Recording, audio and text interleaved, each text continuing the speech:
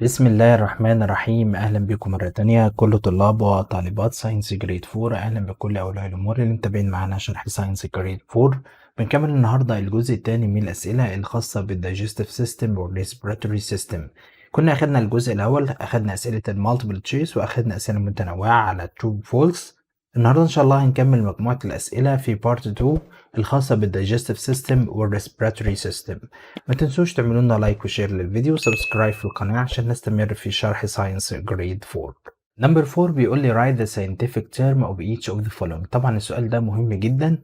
طبعا بيتكلم ان هو هيديك تعريف ويقول لك ايه المقصود بالاورجان او الحاجة اللي هو بيتكلم عليها. نمبر 1 بيقول لي the organ where saliva moistens the food. يعني العضو اللي موجود فيه saliva moistens the food بيرطب الطعام عشان نقدر نبلعه. طبعا دي وظيفة السلايفا اللي هو اللعاب الموجود فين؟ في الماوث. يبقى هو بيقصد بالكلمة دي الماوث. Number 2 it presents in mouth and play an important role in crushing of food. طبعا أول ما يقول لك كلمة crushing of food يبقى هي دور الأسنان أو التيث.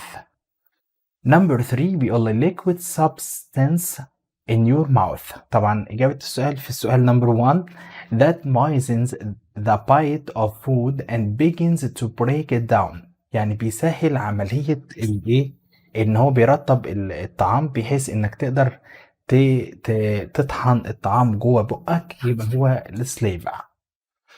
Number 4 بيقول لي the organ which receives the food from esophagus. طبعا مين اللي بيستقبل الفود أو الطعام من الاسophagus اللي هو المريء؟ هو طبعا الستامك. يبقى الإجابة هنا تكون stomach.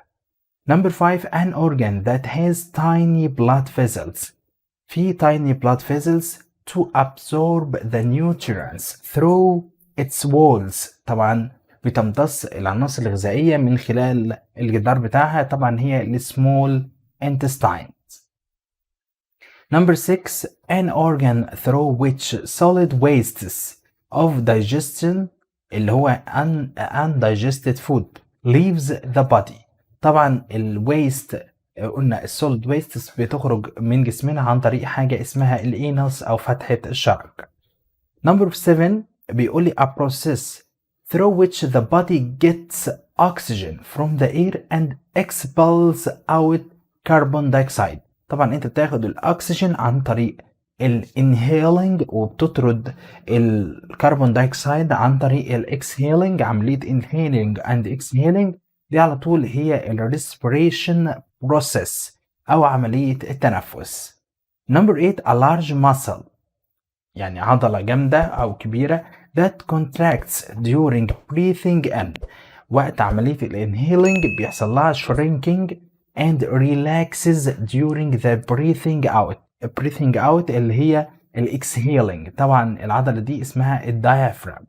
طبعا يبقى هنا بيقصد هنا عضلة الدايافرام أو الحجاب الحاجز. Next complete the following sentence. Number 1 بيقول لي the body use what system to get nutrients. احنا بنستخدم الدايجستيف سيستم علشان نقدر نمتص العناصر الغذائية from food and use what system to get oxygen from the air وبنستخدم الريسبيراتوري سيستم. يبقى الجملة الأولانية الجزء الأول بيسألك فيها على الدايجستيف سيستم والجزء الثاني بيسألك فيها على الريسبيراتوري سيستم.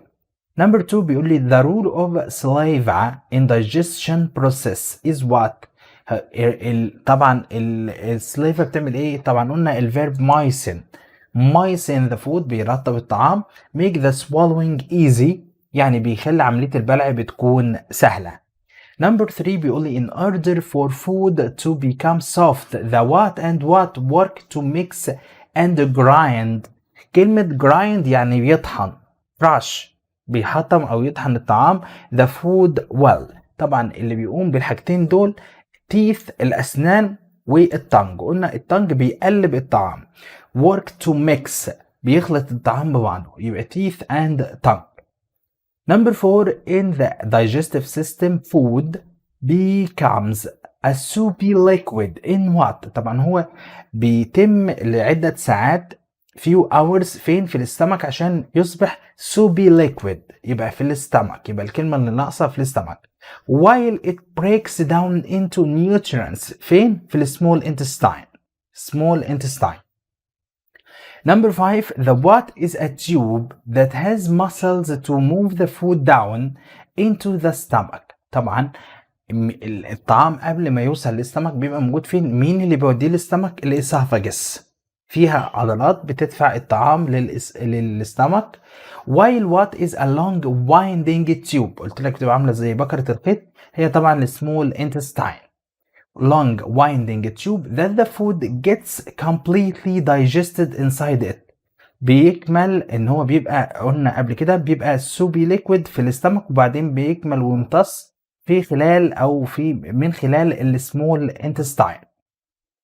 Number 6, the longest part of the digestive system where most digestion takes place inside its what. طبعا احنا قلنا ال longest part of the digestive system بيبقى في السمول intestine، مع ان الطعام بيقعد فترة طويلة جدا في الاستمك، بس احنا هنا بنأكد على الدايجيشن.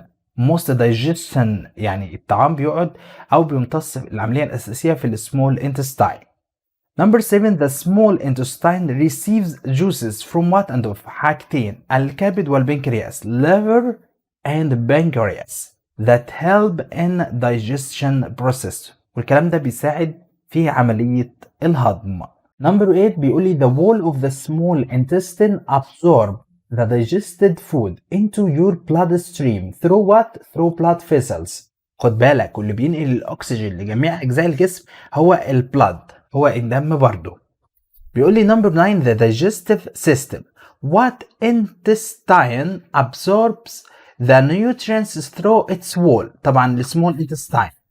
while what intestine absorb water from undigested materials. مين اللي بيمتص الماء من ال undigested food او ال undigested material عشان تتحول لسوليدز waste؟ هي طبعا ال large intestine. يبقى كل واحدة ليها دور معين هنا. Number 10 the what formed in the large intestine are expelled out of the body through anus. طب ايه اللي بيتكون ال undigested food؟ بيروح لمين؟ بيروح لللارج انتستين علشان ان هي تمتص منه المية ويتحول لاجزاء صلبة، بيخرج من خلال الانس. نمبر 11 بيقول لي cows، بيتكلم على البقرة. قلنا هنا البقرة ليها بيسموها long digestive system have what stomach. طبعا ده عندها كام stomach؟ عندها 4 stomach like organs in their digestive system for digestion of what. سهل جدا انها بتهضم الجراس او الحشائش او الاعشاب، على خلاف الدوجز بيسألني عليها. Number 12 dogs have a what digestive system short digestive system زي الانسان بالظبط، ليه معدة واحدة than cows in length، يعني اقصر من الكاو اللي هي عندها جهاز هضمي بالنسبة للكلب بيكون طويل شوية. Number 13 بيقول لي air enters the excites the human body through what system. طبعا الهواء بيدخل جسم الانسان عن طريق respiratory system، هيبدأ يسألنا عليه. بيقول لي during inhalation، في اثناء عملية الشهيق air travels down from your throat to your lungs through what. طبعا احنا خدناها قبل كده trachea القصبة الهوائية، الهواء بيسافر عن طريق القصبة الهوائية من الحلق هنا عن طريق القصبة الهوائية عشان يدخل الرئتين أو اللنجز. Number 15 at the base of your ribs. طبعا في تحت العضلات في عضلة مهمة جدا هنا. There is a large muscle that plays an important role in respiration process. طبعا بتلعب دور مهم جدا في عملية التنفس known as اسمها ايه؟ diaphragm. لازم تكون حافظ الكلمه للاسف الشديد diaphragm، خاصه ان السؤال بيجي لك complete، يبقى احنا لازم نكون شاطرين كويس جدا في السبيلنج. نمبر 16 بيقول لي during inhalation process the diaphragm هيتكلم عليها بقى، هتبدا تعمل حاجه اسمها shrinking and relax move down and move up. قلنا الحتتين دول اتكلمنا عليهم كتير في الشرح. the diaphragm contracts and moves what moves down. كلمه contracts معناها ان هو بيعمل shrinking، بينكمش لتحت. while during exhalation process لما الهواء بيبدأ يخرج من جسمنا the diaphragm expands or relaxes. الفيربين بيستعملوا مع بعض and moves up. بعض الناس بتستبدل كلمة down بكلمة downwards برضو صح. كلمة up بكلمة upwards برضو صح. ممكن تستعمل down و up أو downwards و upwards. Next exercise give reasons for. سؤال اذكر السبب أو ليه الكلام ده بيحصل.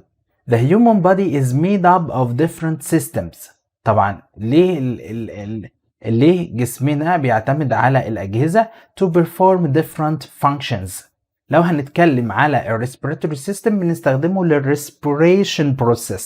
لو هنتكلم على ال digestive system هنتكلم على ان احنا بنستخدمه to digest the food عشان نقدر نهضم الطعام بتاعنا. Number 2 بيقول لي although food is not digested inside the anus. يعني على الرغم من ان الطعام is not digested inside the anus, it's an important organ in the digestive system. يعني على الرغم ان الانس ما بيحصلش فيه digested food ولكنه مهم جدا بالنسبة لأي حد. طب ليه؟ لأن طبعا احنا قلنا الويست solids بتخرج عن طريق الانس. يبقى هتقول له كده because solid wastes come out of our body through it. يعني الأجزاء الصلبة بتخرج من جسمنا عن طريق الانس ولذلك هو مهم جدا محدش يقدر يستغنى عنه. Number 3 بيقول لي a cow has long digestive system. طبعا ليه؟ لأن احنا قلنا ليها 4 stomachs. عندها 4 stomachs with lots of stomach. طبعا هو بيشرح لك اهو like compartments زي الشقق كده او زي 4 اماكن يعني. طبعا ليه؟ لان هي اصلا بتتغذى على الجراس او على الاعشاب والاعشاب بتحتاج جهاز هضمي قوي جدا عشان يقدر يهضمها. وبالتالي بنقول because it feeds on grass that is very difficult to be digested. صعب جدا انها تتهضم. because it feeds on grass that it's very difficult to be digested. ده السبب اللي بيخلي الكاو has long digestive system عبارة عن 4 stomachs. Next number 4 طبعا بيتكلم على العكس بقى. بيتكلم على الدوج has only one stomach and much shorter digestive system than that of cow. طب ليه؟ لان هو بيتغذى على اللحم على عكس الشائع. احنا قلنا في الشرح ان هو ما بيحتاجش وقت طويل وسهل الهضم. يبقى اللحمة اصلا سهلة الهضم وليس صعبة الهضم على الرغم من الشائع انه يقول لك اللحوم صعبة في الهضم. هتقول له كده because it feeds on meat that it's much easier to be digested. اسهل جدا انها تتهضم. Number 5 بيقول لي diaphragm has a great importance in respiration process. طبعا هيتكلم على دور الدايفرام. قلنا بيحصل shrinks down بينكمش لأسفل في أثناء الانهيليشن وبالتالي القفص الصدري بتاعك بيبدأ إن هو ينعمل حاجة اسمها increasing بيوسع. ليه؟ لأن الرئتين بيمتلئوا بالهواء like balloons زي البالونات بالظبط. يبقى هو هنا بيقوم بالدور ده. ساعة الهواء بيجي يخرج في العملية الاكسهيليشن بيبدأ إن هو move up أو move upwards. تمام. بعد كده بيحصل القفص الصدري بتاعنا بيهدى ويوصل تحت يعني بيحصل له عملية decreasing of the size of the chest. طبعا ده دور الدايفرام طبعا معروف في الانهيليشن والاكسهيليشن. وبالتالي بنقوله كده because it shrinks down during inhalation to increase the size of the chest while it relaxes. قلنا كلمة relaxes and move up during exhalation to decrease the size of the chest. Next exercise what happens if. قلنا السؤال ده مهم جدا. what happens if يعني الحاجة دي مش موجودة. طب لو حصلت ايه اللي هيحصل؟ بيقول لي the small intestine is removed from the human body. طبعا احنا عارفين دور ل small intestine ان هي اصلا بتقوم بالدور المهم جدا ان احنا نقدر نمتص الدايجستد فود او النيوترينز بتمتص داخل الجدار بتاعها وبالتالي احنا بنقدر ان احنا نكمل حياتنا وناخد المغذيات بتاعتنا. طب لو هي مثلا ازيلت لا قدر الله من جسمنا وبالتالي مش هنقدر ان احنا نهضم الدايجستد فود وممكن نموت. وبالتالي كده هتقول له كده food will not be digested completely and will not be absorbed. يعني will not be absorbed معناها تمتص داخل الجسم. Number 2 بيقول لي the nutrients absorbed by the wall of the small intestine enters the tiny blood vessels. طبعا طب ليه الكلام ده او لو الكلام ده حصل ايه اللي بيحصل، او ايه اللي بيحصل لما الكلام ده بيحصل؟ بنقوله the blood carries the nutrients to all parts of the body. طبعا احنا قلنا الدم بيقوم بدور مهم جدا ان هو بيحمل النيوترينز وبيحمل برضو الاكسجين لجميع اجزاء الجسم بالنسبه للريسبيراتوري سيستم. نمبر 3 بيقول لي cows have sharp teeth. طبعا احنا قلنا ان الكاوز has بيسموها flat teeth اسنان متساويه بتناسبها لاكل العشب. طب هي لو عندها sharp teeth and short digestive system هتقدر تاكل ايه؟ يبقى انت هتقدر تاكل اللحمه زي مين؟ زي الدج، زي الكلب.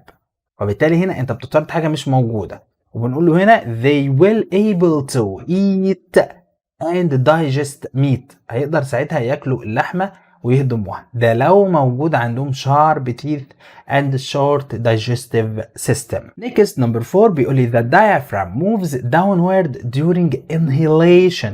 طبعا احنا قلنا moves downward during inhalation and moves up during exhalation. طيب بيقول لي هنا the size of the chest increases بيوسع. air rich oxygen gas enters the lung. Number 5 بيقول لي the diaphragm moves up during exhalation. طب ايه اللي بيحصل ساعتها؟ the size of the chest العكس بقى decreases برضو بيقل. air rich in carbon dioxide gas comes out of the lungs or of our body. بيبدأ الكربون دايوكسيد بيخرج من أجسامنا. Next exercise cross out the odd words. قلنا الموضوع ده مهم جدا، بيديني مجموعة من الكلمات وبتلاقي كلمة غريبة فيهم. يا ترى غريبة ليه؟ أول كلمة عندنا saliva, stomach, esophagus, small intestine. لو بصينا للسمول intestine والesophagus والstomach دي organs أساسية في digestive mister system، ولكن saliva ده حاجة موجودة داخل الفم inside your mouth. moisten the food بترطب الطعام، يبقى هتشطب على كلمة saliva وتكتبها. Next number 2 mouth, lungs, stomach, large intestine. طيب large intestine, stomach, mouth دول كلهم تبع digestive system، يعني organs في digestive system. انما اللانجز هتلاقيها تبع مين؟ respiratory system. فالكلمة الغريبة عندك هتكون اللانجز. Number 3 بيقول لي nose, throat, trachea, anus. طب الكلمة الغريبة مين؟ برضو عكس السؤال نمبر 2. هتلاقي عندك 3 اللي هما nose, throat, trachea دول تبع مين؟ respiratory system. الانس تبع digestive system، وبالتالي هشطب عليها واكتب الانس. Next number 4 cow, one stomach, dog, sharp. مكتوب هنا مش عارف الكلمة ديت، يعني ممكن تبحث عنها teeth، ممكن نقول sharp teeth أسنان حادة. يبقى دي تبع مين؟ أسنان حادة تبع الكلب، وعنده برضو one stomach. يبقى الغريب هنا كلمة cow. طبعا الكاو عندها flat teeth، يبقى كل دول بيخصوا الكلب أو digestive system الخاص بالكلب. Next number 9 مهم جدا. Using the following table mention the name of the tube-shaped organs of digestive and respiratory system inside our body. هنا هنبدأ نقرأ التعريف وبعدين نقول الأورجن ده اسمه ايه. بيقول لي through which food passes to the stomach. الطعام بيمشي منه للستمك. طبعا هو مين؟ هو الاسافاجس. يبقى بالتالي هكتب له كلمة esophagus. In which the absorption of nutrients takes place. يعني الطعام المهضوم او النيوترينز المغذيات بتمتص داخله، يبقى هو على طول السمول intestine. organ 3 بتقول لي it ends with anus، يعني بينتهي بالانس، هو طبعا اللارج intestine. Number 4 بيقول لي it connects the throat with the two lungs، بيربط الحلق بالرئتين، طبعا هو التريكيا. تريكيا اللي هي القصبة الهوائية. Next table بيقول لي points of comparison inhalation and exhalation. بيقول لك ايه قارن ما بين الانهيليشن والاكسهاليشن، الاتنين بيحصل فيهم ايه بالنسبة للحاجات الموجودة دي. الدايفرام موفمنت بالنسبة للانهيليشن بيبدأ يموف داونوردز او داون، بالنسبة للاكسهاليشن موف اب بيتحرك لأعلى. size of chest cavity، كلمة cavity معناها تجويف الصدر. cavity يعني تجويف الصدر. ايه اللي بيحصل لتجويف الصدر؟ هنا بيحصل له في الانهيليشن بيتملي بالهواء بالتالي بيوسع، بنقوله increases.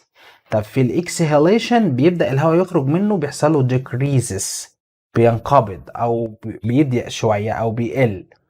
the air is rich in، يعني الهواء وهو داخل جسمك في الانهيليشن بيبقى محمل بمين اكتر او بغاز مين اكتر؟ الاكسجين جاز.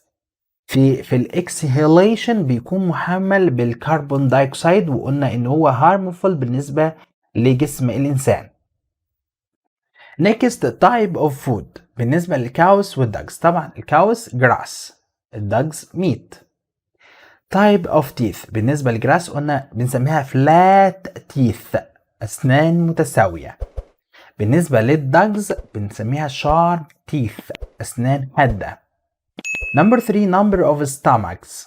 طبعا بالنسبة للكاو just 4 stomach أو هي 4 stomach، هنا just 1 stomach، يعني لأن احنا الكاو ليه عند يعني جهاز هضمي بيسموه long digestive system.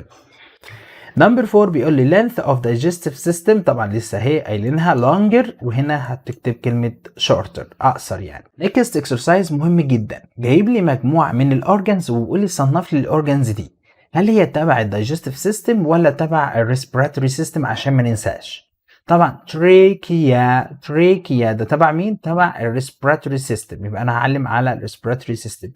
انس بيخرج منها السوليد ويستس، يبقى على طول ديت في الدايجستيف سيستم. stomach digestive system. lungs طبعا respiratory system قلناها دي، معلش سوري، هي اللانجز في respiratory system مش digestive system، سوري هذا الخطأ. small intestine دي في digestive system. esophagus في digestive system برضو. diaphragm طبعا دي في respiratory system. nose في respiratory system. large intestine موجودة فين؟ موجودة في digestive system. liver في digestive system برضو. pancreas موجودة في digestive system برضو. ما تنساش ان lungs دي موجودة في respiratory system. next exercise مهم جدا، مديني رسمة خاصة بالdigestive system، بيقول لي الأورجان هو ايه، وجايب لي نبذة مختصرة او سؤال عنه هنكمله اكمل. بيقول لي نمبر 1 هو بيشاور كده على الماوث او على الفم، بيقول لي it has what that moisten the food، طبعا saliva اللي هو اللعاب. نمبر 2 هو بيشاور كده على ايه؟ بيشاور على الاسوفاجس، بيقول لي it's a tube that moves the food down into what، طبعا بيدفع هنا الطعام اللي بيجي بيدفعه للاستمك. طيب نمبر 3 بيشاور على ايه؟ طبعا بيشاور على الاستمك، بيقول لي it mixes food with the what acid، الستمك acid العصارة المعدية، and what juices and digestive juices والعصارات الهضمية. نمبر 4 هو بيشاور كده على مين؟ خد بالك بيشاور على السمول intestine. السمول intestine it receives juices from what and what، قلناها الكبد والبنكرياس liver and pancreas، رتبهم زي ما تحب، which help break down of food into what؟ into nutrients بتحول الدايجستيف سيستم للنيوترينز، بيمتص داخل جدار السمول intestine. نمبر 5 بيتكلم على مين؟ بيشاور على اللارج intestine، بيقول لي it absorbs what from what food، طبعا بتمتص الووتر المية من الدايجستد فود، من الطعام المهضوم. نمبر 6 بيشاور على جزء مهم جدا اللي هو الانس. طب ايه فايدته؟ it helps the body to get rid of ده تركيبة على بعضها كده معناه يتخلص من، بيتخلص من ايه؟ من السوليد ويستس من الاجزاء الصلبة. بناخد نفس الرسمة، بيتكلم برضو على مين؟ بيتكلم على الانهيلينج والاكسهيلينج او respiratory مستر سيستم. بيقول لي the following figures represent the respiratory system. number 1 بيقول لي which figure represents inhaling يعني دخول الهواء entering our body، يبقى هو في الفيجر number A. number 2 بيقول لي which figure represents exhaling or exhalation، مين اللي بيمثل exhalation؟ يبقى هو figure B. number 3 بيقول لي in figure A what muscle contracts and the size of the chest. طبعا في الفيجر A دي خاص بمين؟ خاص بالانهيليشن. طب ايه اللي بيحصل بالدايافرام؟ بيحصل للدايافرام ان هو بينزل لتحت او بينكمش لتحت contracts and the size of the chest طبعا increases، يبقى تكتب هنا كلمة diaphragm وهنا هتكتب كلمة increases. number 4 بيقول لي the air that comes out in figure B. في الفيجر B بيسأل على الهواء اللي هو خارج من عملية الاكسهيليشن. الاكسهيليشن بيبقى محمل بمين اكتر او بغاز مين؟ طبعا الكربون دايوكسيد، وقلنا ان هو ضار بالنسبة للجسم. بكده يبقى احنا انتهينا من درس النهاردة، نلتقي على خير ان شاء الله في دروس تانية في ساينس جريد 4. ما تنساش لو عجبك الفيديو واستفدت منه تعمل لنا لايك وشير للفيديو وسبسكرايب في القناة.